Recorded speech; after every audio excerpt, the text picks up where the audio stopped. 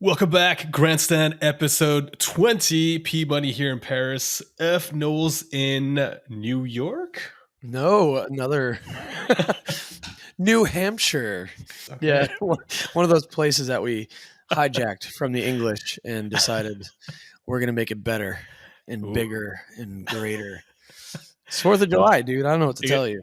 Yeah, exactly. I mean, if there's one weekend to fucking flex, this is it, right? Going into Silverstone weekend, guess what, pussies? Talk about independence. We set the precedent. Yeah. How was your 4th of July? Well, let's put it this way. Do you ever go to a rental car company and they give you a car that you absolutely do not want to be seen driving in? Has that ever happened to you? Yeah, in Europe they give us like comically small cars that you can't even fit your suitcase in. Yeah. So that reminds me that I went to see the Da Vinci Code back in the day, and a smart car came on the screen. This is in New York. Smart car came on the screen, and the entire theater started laughing because America had never seen a car that small before. Everyone laughed at the Tom Hanks whipping around Paris in a smart car. I feel like Americans put smart cars in the back of their pickup truck to like go race them in an open field or something. Yeah, that's definitely something I'm sure someone's done. If my theory is if you can think it, they've done it. But we show up to the rental car, and these guys try to give us a Kia Soul. If you've never seen a Kia Soul, it looks like a box on wheels with like some sort of front end put out just to house the engine. And I'm looking at it right now. Yeah, they advertised it with a bunch of fucking hamsters driving around, and like it was bad. The whole thing sucked. It smelled like somebody smoked an entire pack of Newports. Oh, nice. That's very American. And so it was just a no. And then finally, the guy who was renting it was like, you know what? Give him the Dodge Challenger. Ooh. So, what a way to get into your 4th of July weekend. Big win. White. Well, I mean, it's white Dodge Challenger Hemi. I'm not going to tell you what speed I've gotten it up to because that would be incriminating. Yeah. But we went fast. Let's put it that way. Damn. Well, sounds like I'm missing out on some hot dogs and speed here. Oh, dude, I'm going to have many hot dogs today. Well, I'll tell you who did not have hot dogs this weekend. It's Max Verstappen winning his 42nd race in F1. So he officially surpasses Senna and his 4th race win in a row this year. And that brings his tally up to 7 out of 9. Continues to dominate. We had a sprint weekend. We got a lot to talk about. I liked my story better than... Yeah. Roll the intro, dude.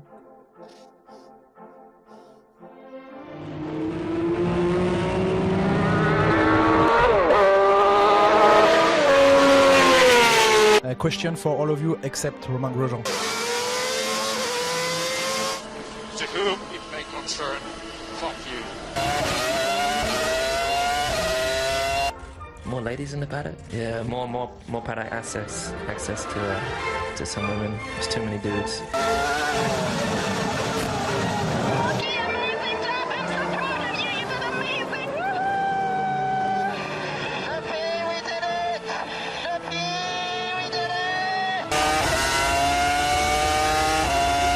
I don't really have a lot to comment on that, except that he was being a pussy.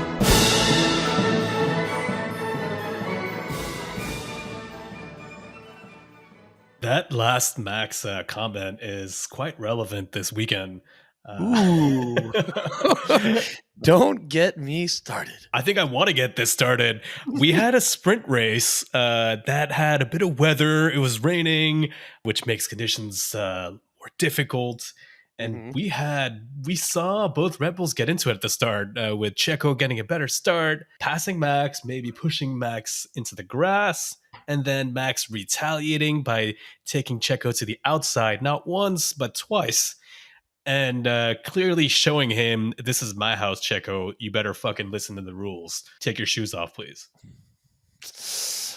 You know what I think should happen? I think Checo should contract George Russell out to make him a PowerPoint presentation.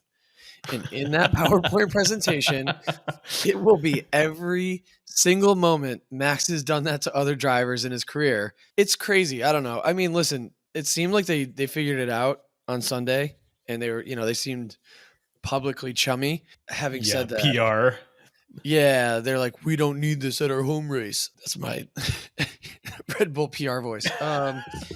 Where's the Austrian accent there? I don't know, dude. It feels like that could be offensive.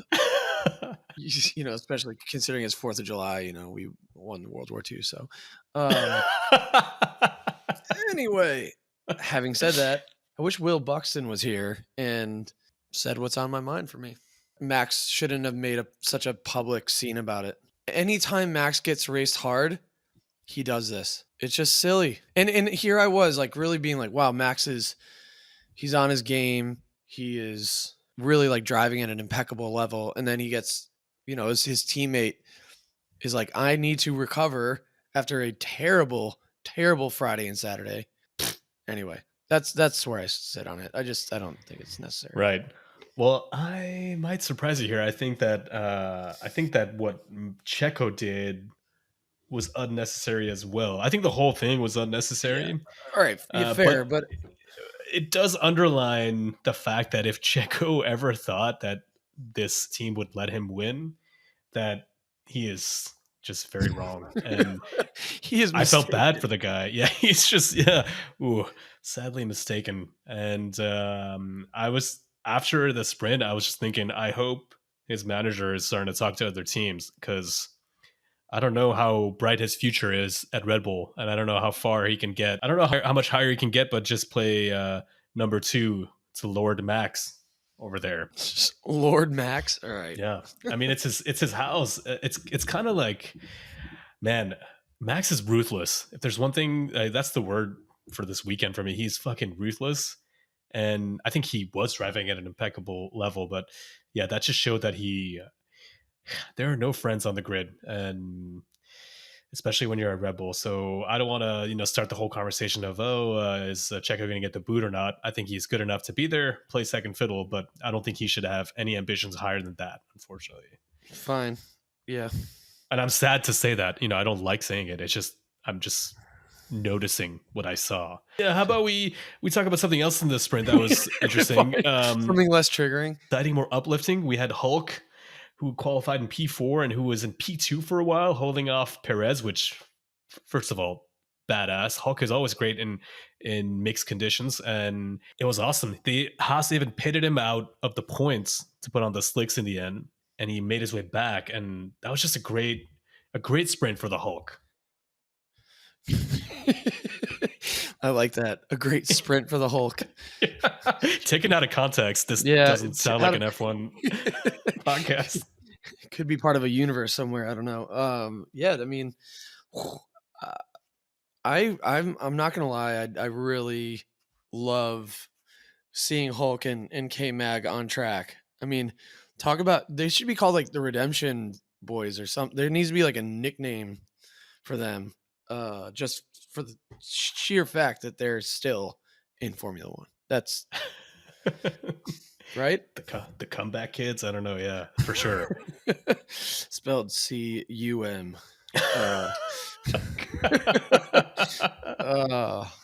Sorry. Listen, I have. Here's my thing. I have more to say on not Hulk but Haas. Later in this episode. But the sprint, I want to talk about the sprint in general. I think we had some of the best racing we've had in a sprint race since the sprint is coming to F1. Fully agree. And you know what's funny is Valtteri went full BVE, big Valtteri energy, and he's like, nice. I don't know what everybody. He was like, I don't know what everybody else is complaining about. I love it. And even in Lewis seemed to love it. I know Charles loves it because it's pure racing, right? The risks are super high. Reward actually isn't that much. Like, you don't get that much in return. Yeah, But only the top 8 score points, right? yeah, but even those points, like minimal compared to what you could get on Sunday. Mm.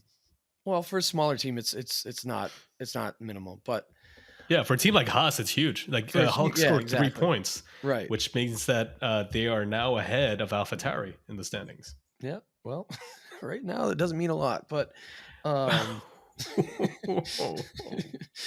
savage Ruthless this today. episode. Yeah, just like Max, man.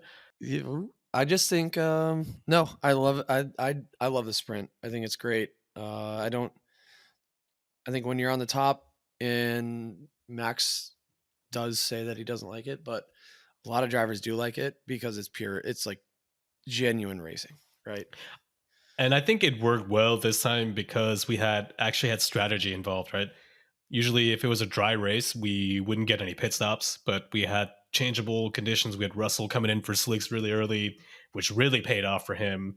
And he was lighting up the field, almost got Ocon on the line. I think he missed out by 0.009, it's 9/1000s.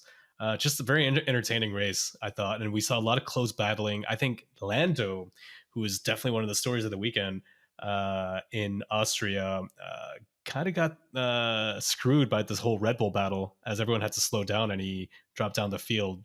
But he showed what he could do wheel to wheel. So a lot of fun. And the race did not have mixed conditions like we thought it would. It was very dry, but we had a lot of drama with a little white line, little track limit, and a lot of drivers weren't able to keep it between the white lines this weekend. There's a joke in that. I'm not going to say it, but I was setting it up. You didn't go for it. I wonder. It feels like a problem that like Bernie Ecclestone had at some point in his career. Problem with white lines with Max mostly and their private parties. Yeah. Weird. Yeah, we'll do a GrandStand investigative story on that. You know, a Dateline on that. Anyway, yeah, man. Yeah, if you don't know what we're talking about, just Google Max Mosley orgy, and you'll see. Pretty I don't simple. want. Yeah, pretty quick search. But so that's different kind of white lines there. This weekend, though, the Formula One and the FIA were enforcing track limits very strictly, especially turn 9 and 10. And we had a record amount of laps deleted in qualifying. Checo didn't make it to Q3 because of it. Nope. Because he kept going over the line, which at the end, you're like, if you're Christian Horner, you're like, come on, man, just put in a fucking banker lap. It'll be quick enough. Lewis Hamilton got caught out.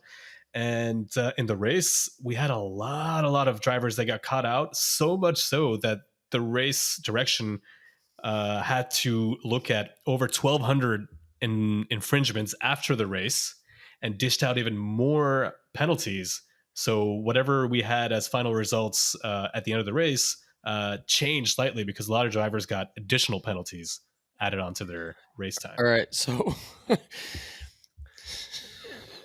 I don't even know where to start with the white lines, but what have we seen track limits just completely overshadow an entire race like this? No, this is the first time, and it always is a problem here, but if you compare it to last year, this is crazy. This is night and day. There are tons of memes coming out during the race about it. But there's that scene from the Green Mile when he's like, "I'm tired, boss," and it's oh no, the race. It was like the race steward putting out the black and white flag, and it's just, "I'm tired, boss." Oh, that's good. Dude, that's good. Yeah, there's some good ones. That dude's arm, all of their arms must have been tired because it was just, and even the guy who has to like push the button to put that on screen, he's like, who got the penalty when, how? They even had a new graphic that we've never seen, which was the following drivers, list of, I don't think, 6 or 7 drivers have yet to serve their penalties. And as for viewers, for casual viewers who are like, what the fuck does that mean? Yeah, what is a black and white flag? Please someone explain it to me. What I thought was really funny too was that drivers were just ratting on each other. Like Lando was complaining about Lewis every single lap, and then Lewis was complaining about Checo. It just got silly. It was like seeing them in a playground, at recess, and all just ratting each other out. Well, after the race, there's a great scene when they're doing driver interviews after the race, and it's Lewis and Lando. And Lando goes, it's not personal. And Lewis Nothing personal. Lewis gives him a soft fist bump. He's like, yeah, definitely not personal. I think he said great race today, or fantastic job, and then Lando goes back to his interview and he's like, he would have done the same to me. Yeah. But yeah, they were. He goes. It's not the car. It was the He goes, it's not the driver. It's the car. Yeah, that's just him being British and fanboying over Lewis. All a right. little bit. Here's a question: how many drivers got a penalty? All right, so these are the drivers that got additional penalties after the race, which meant they already had penalties. So, and Carlos Sainz is the first one to get a 10-second penalty. Lewis Hamilton, 10-second penalty. All of these are additional to what they already had during the race. Gasly had a 10-second penalty. Albon had a 10-second penalty. Logan Sargent had 5 and then a 10, so 15 seconds added on. Esteban Ocon wins this one. He had a 5 plus a 10 plus another 5 plus another 10 penalty. So that's 30-second penalty. Oh my God. And De Vries had a 5-second penalty for forcing K-Mag off the track. And then he had a 5 plus a 10-second penalty for track limits. And then finally, Yuki Tsunoda, 10 seconds plus a 5 seconds for track limits. Okay, so that's what? How many drivers is that? 8. Almost half the field. There were 2 drivers who didn't have a single infringement whole race. Do you know who those 2 are? Max? Nope. Oh. 2 drivers? Yep. Valtteri? Nope. So his teammate, Guan Yu Zhou. Okay. And then the Sir PowerPoint, George Russell. Sir PowerPoint. Actually, I removed the Sir. He's not been knighted yet, but Mr. PowerPoint. Ooh, yeah, don't say that in front of Lewis. Yeah, especially, we're going to Silverstone. Yep. Dude, crazy. Wow. So it's opening up this whole debate now about track limits of the drivers should know, we should put, gravel traps. And at the end of the day, it turns out that Formula One asked the track to put gravel traps, and they did not want to because they didn't want to spend the money putting them in, then taking them out when MotoGP comes, because MotoGP doesn't deal with gravel traps because it's really dangerous for them once they go off and they can really get injured. So it comes down to, shocker, looks like a bit of a money issue once again here. Well, so is life. Drop the mic. Yeah. Episode done. Yeah. That's all this is about anyway. What's your take on it? Because you have drivers, these are some of the best drivers in the world, right? Are you one of those who's saying, why can't they just keep it in the white lines, or extenuating circumstances? Because clearly, if those were walls, you wouldn't see 8 drivers into the walls that many times, right? If it was Canada, for example, right? You have those two turns, especially Wall of Champions. That's a really good point. I don't know. I mean, I'm not I think you also have to have, we're getting into this conversation about rules and how they're interpreted, and it's constantly a conversation in Formula One. Here's my quick take. If there are enough drivers, it's like in a driver's briefing or meeting, right? You can change the rules if all teams and drivers agree to it. And there was a point where it's like, there could be a majority of drivers breaking track limits or going over track limits to the extent that the rules have to change in the race. It's like, all right, you know what? Everyone's getting a 5-second penalty, or we're just not going to judge track limits at this point. I don't know. It's a hard thing to come to grips with, but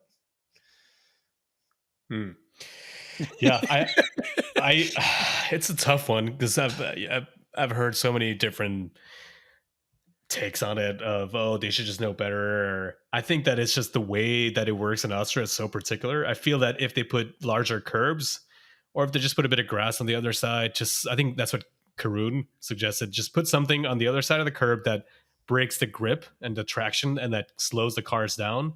And you'll see Lewis will not put a wheel there. And I like how Lewis was saying, oh, this car is so hard to drive, to try to justify it. That message was more to the FIA and race control than to his team. He's trying to say like, oh, it's so hard out here, I can't turn the car. I was like, that's bullshit, dude. your teammate had zero infringement. So I think it's just we need to figure out a system that works, because that just made F1 look a little silly this weekend. Well, I think a lot of people didn't quite understand what they were watching. But I don't know. I'm of the opinion, if it's going to be such an issue, and there's nothing you can do about it in the immediate moment, if all drivers agree that you can exceed track limits, then that's what you're racing. I don't know, right? Yeah. But then it takes some of the risk out of it for both driver and for team and for the fans. I don't know. I kind of liked it.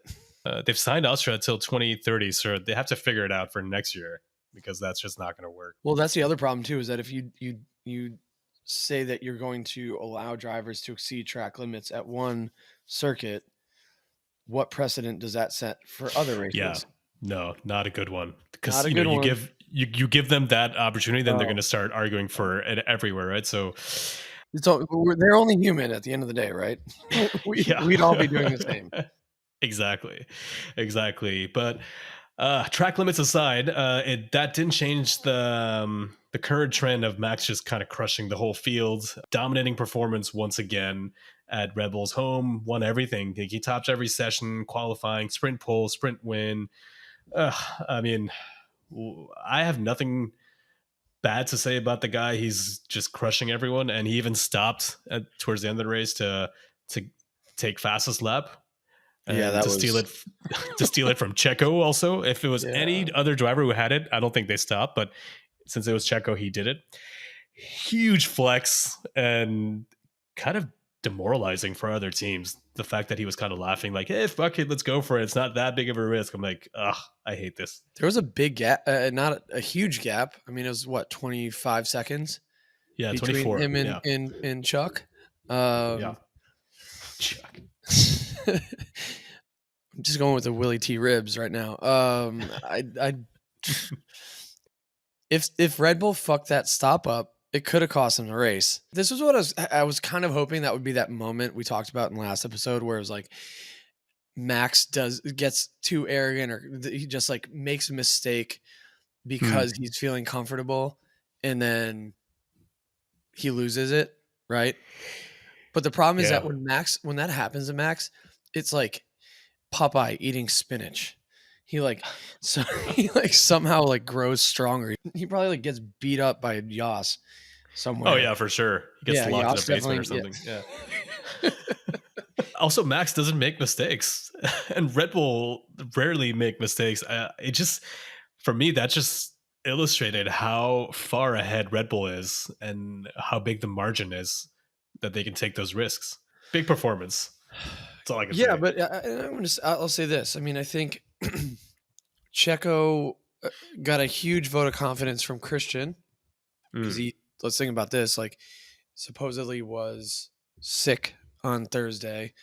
That's true. There was banter, chatter about him maybe getting replaced with DR3 for the weekend. I don't think that was ever gonna happen. But Checo also did a great recovery. Like, let's just give him some props. And he did what he needed to do after, a pretty, I don't want to say questionable, but definitely a weekend where had he not recovered the way that he did, the Helmut Marcos of the world would be like, it might be time to replace him. That was like a weird Russian accent, but yeah, as you said, he's doing his job right now as the number 2. He's in P2 in the drivers' championship, not pissing off Max too much, and when he does, Max deals with it. So yeah, I think he's pretty solid. He's got a contract for next year that's been repeated several times. As we know, contracts don't mean shit in F1, but I do think I do think he will be there with his given his performance. Let's just say he's back. He needed a good result. He's got it. Yeah. And yeah, if he keeps putting these together, he might pick up a win or two. I feel like he has a better chance of picking up a win than someone else, than another team. I mean, like a non-Red Bull driver. So we could see a Sergio Perez win, I think, at some point in the next races. But next few races. I mean, please give us a national anthem more exciting than the Dutch national anthem, Checo. Please. Checo had a great battle with someone who I think is out for blood right now. And he's known as the smooth operator. That's right. That was a huge battle, and probably the most entertaining battle of the race. Of arguably the season. Yeah, up there. It's definitely up there. I don't remember all the battles so far, but definitely up there. And what I thought was funny was, what did Carlos mean when he was telling his race engineer, oh, he's trying to intimidate me. He's intimidating me. Because if you look at racing, that's kind of what the point of racing is, right? Wheel to wheel. He's trying to catch you slipping, dog. Yeah. Intimidated is like, what is he? Is he like staring him down as he's passing him? I feel like that's maybe it's a lost in translation from Espanol, but like that's kind of what I thought it was. I was like, it might be a little slip on the English, but I'm gonna say this though, that battle was incredible to watch. And good on both drivers for not crashing. I mean, they were wheel to wheel for I think it was like lap 59 to 61. Yeah. Props to Checo, but I think Carlos Sainz needs a lot of credit because he's obviously in a slower car. And the first time he was passed, he managed to bring it back, and I passed him back, and Checo was not getting DRS, so Carlos is getting DRS, so he would be able to pass him back. And I think once Checo figured that out, he made it stick. But yeah, Sainz is on an upward trend, man, and so is Ferrari. Back in business here. I'm not falling for it in terms of, oh yeah, we're gonna go challenge Red Bull. But as I've been saying over the last few episodes, the ebb and flow between Ferrari, Aston Martin, and Mercedes was a perfect example this weekend, in which one team clearly is performing well at this particular track and has the advantage over the two others. And Ferrari was that team, clearly that P2 this whole weekend. They seem to do really well in Austria generally, right? Yeah. I will say this though. They almost fucked up that entire race strategy early on. All right, let's hear it. No, I'm not going to go on about it, but there was, when there was that first yellow full safety car, and they bring Carlos in. I thought of you in that moment. I was like, how is P Money feeling about this? I mean, every time there's a VSC or a safety car, I'm a little afraid. Yeah, of strategy. Yes, absolutely. Yeah. My heart beats quicker. I'm glad I don't have one of those connected watches, because the spikes would go up every every strategy decision. Yeah, you kind of hold your breath and hope for the best. I mean, and I think they double stacked too. Ferrari. They did. And they pulled it off. They pulled it off. In that moment, I was like, oh God, here goes. Fuck you. I was like, oh, here's a real quick way for Ferrari to fuck up their whole weekend in a matter of 5 seconds. But yeah, they somehow they benefited, I think, too, from obviously all the penalties that were being opered out. Well, actually, no, Ferrari did not benefit, because Carlos Sainz should have picked up a P4. He went down to P6. Who benefited in all this was Lando Norris, who had a great weekend, got a position on Sainz after his 10-second penalty. P4 for Lando in that newly upgraded McLaren. And I'll tell you what, it seems like McLaren's about to join that fight. We kept talking about, Alpine could bring it, but it seems like McLaren is quicker these days and could get, join the pack behind Red Bull. I'm not there yet. I'm not quite there yet. Well, we'll see next weekend because Lando does do really well in Austria. That's where he got his first podium. He's usually very strong there. We'll see at Silverstone that's coming up. And, obviously Silverstone is a fast track, really different to Austria. And if McLaren does well there, we've got some exciting races to look forward to till the end of the year. And then, I'm sorry, I said 15. It's 13 races left. Lando had a great race. Great race. The Lewis and Lando thing will never not be funny to me. This is also the track, remember, where Lewis was stuck behind Lando a couple years ago, and he said, "Oh, great driver." Yeah. Which, oh man, I think was genuine, but I don't know. Listen, McLaren, we'll see what happens. Piastri was kind of nowhere. Well, remember, Piastri did not get the upgrades. Yeah, that's a huge. That's why I'm saying the upgrades seem to work because you really see the impact on Norris. Right. I'm excited for Silverstone to see where they're at there. Yeah, I think that will be a true test of McLaren. We'll see. For sure. Aston Martin and Mercedes this weekend. What the fuck? Aston Martin, I will say, fared a little better than Mercedes. Fernando ended up getting P5, which is not too bad. And Mercedes, kind of nowhere. I feel like in the sprint format, Mercedes might have gotten caught off guard with that one and only free practice before qualifying.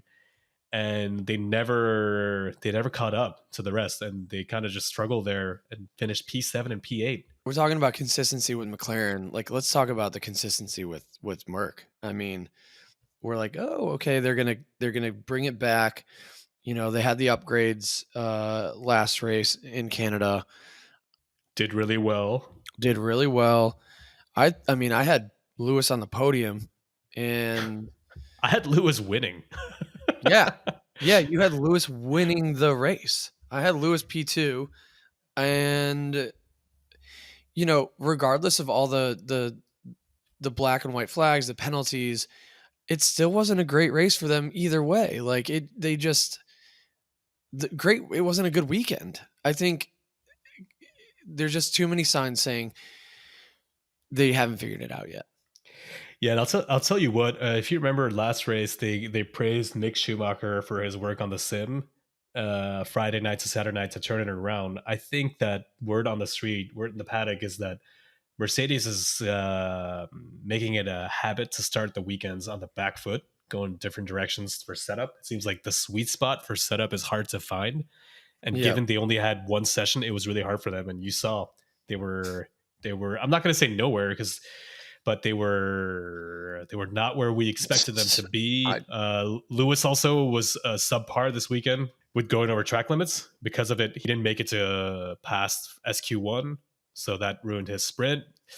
Russell had some hydraulic issues, so it wasn't a very smooth weekend. And I think that they need to rectify this. They have big updates coming into Silverstone, so that's round 2. So we will see that ebb and flow again. Once again, it's hard to really figure out, but I think that if the updates work, we'll see Mercedes back closer to where we expect them to be. I will say this. There is not going to be a lot of love lost between Aston Martin and Mercedes, especially given that Mercedes is their engine supplier. Yeah, and they're both British teams, right? They're both. Yeah. And actually, Aston Martin is based at Silverstone. Yeah, they can see Lance Stroll's office. I'm just imagining like an all glass office. Can see the track from his office, basically. So they're the real locals there. And Aston Martin has cut the lead down to 3 points to Mercedes. We suggested last episode that Lance Stroll might want to start racking up some points, and he did. Outqualified Alonso in the sprint, outraced him in the sprint, and let's just say that he held his own, finally. Sure. Wow. Not so convinced. Okay. He did score half the points. I'll just say this.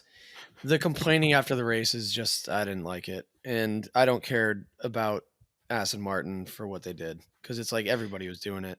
Well, And I can guarantee you, there was one person behind it, and it was Fernando Alonso, because he loves playing politics.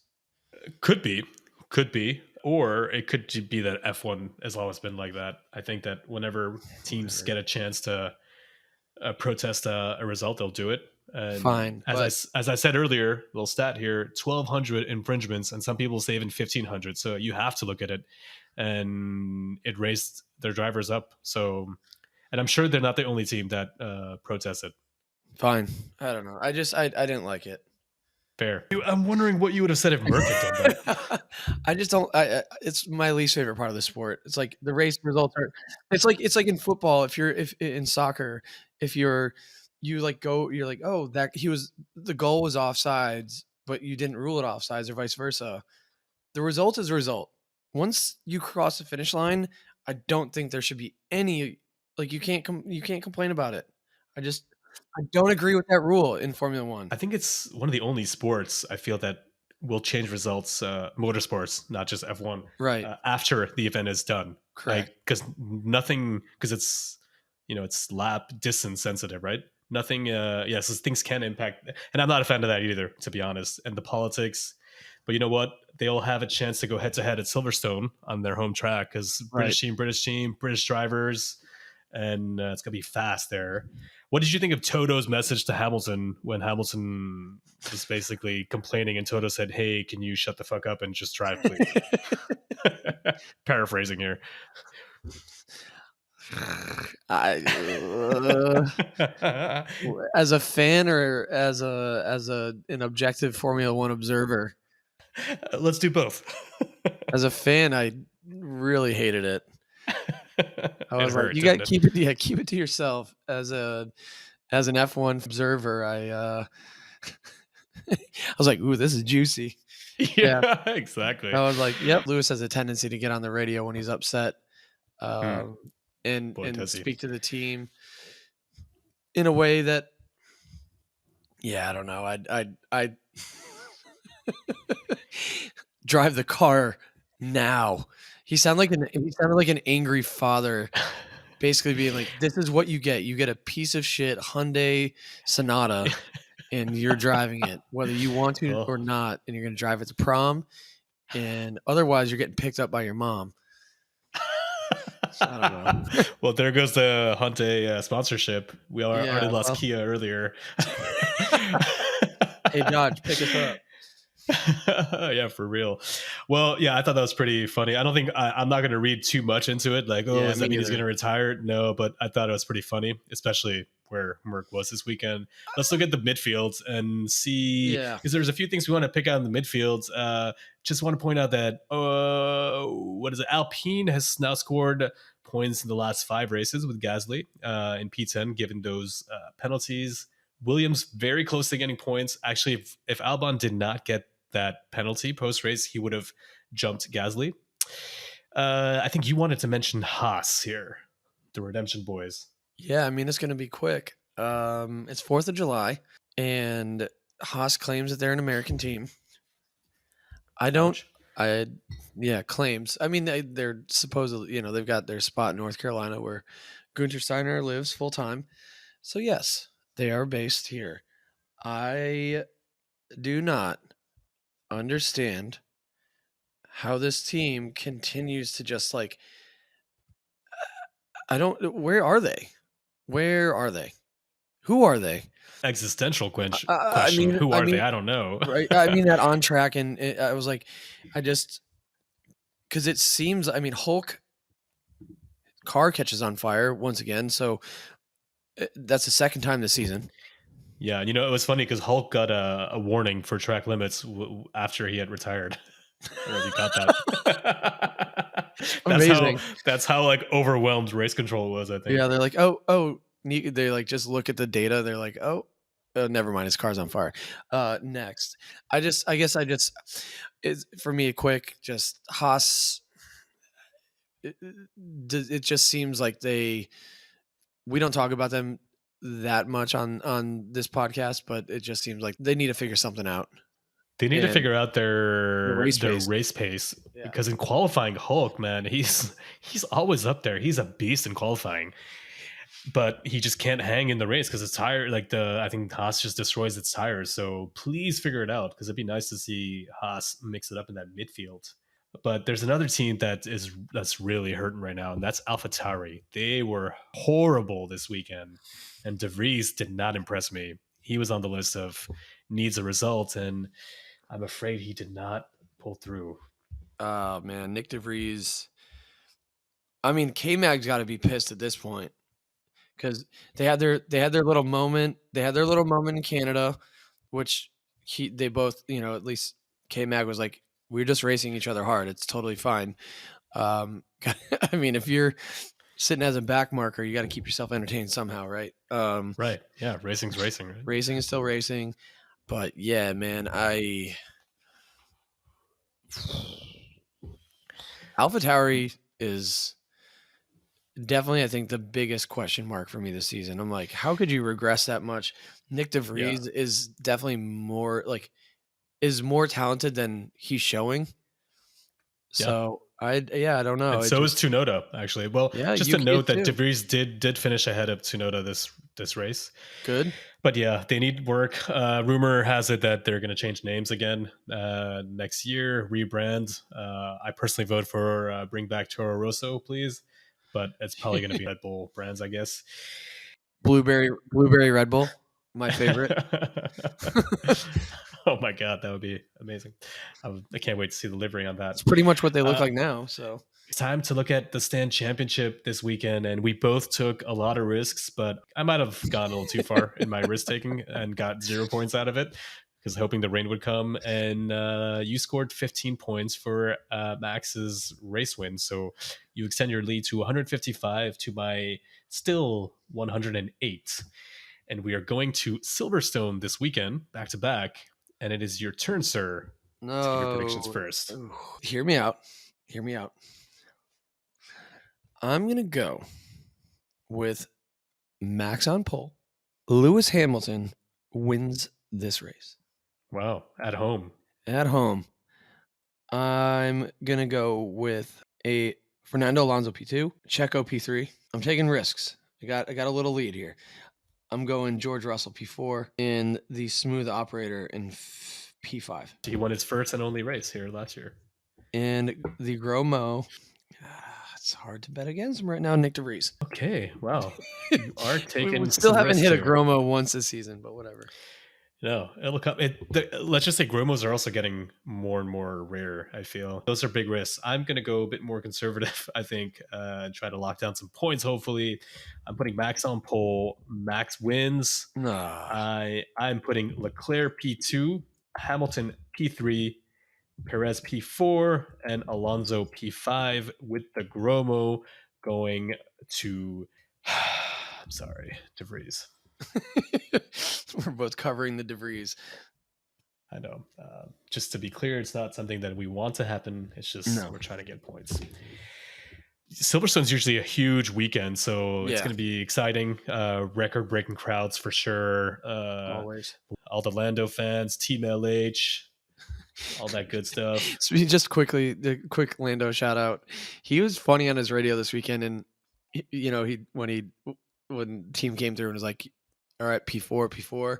He's like, oh, it's because all the papaya fans that are in Austria. Oh yeah, because he got driver of the day. He did. Very that well was deserved. it. That was it. He got driver of the day. His radio is always classic. Yeah, welcome back to the top, Lando. We missed you. We need more Lando racing at the front.